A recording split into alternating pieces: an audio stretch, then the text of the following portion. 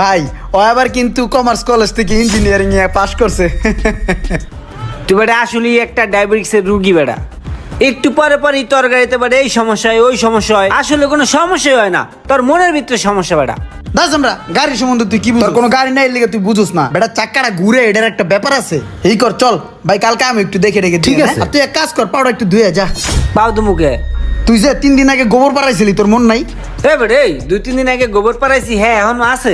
আসলে তুই একটা খুঁতখুঁতে মানুষ বেটা। এই বেটা সামনে কাদা পাড়া দিস না, পাউডার টিস্যু দিয়ে মোছা দাও। ওঠ,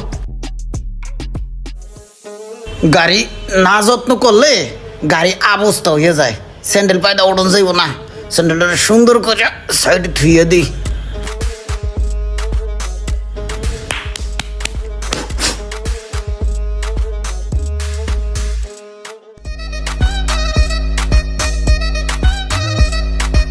একটু জোরে চালাস না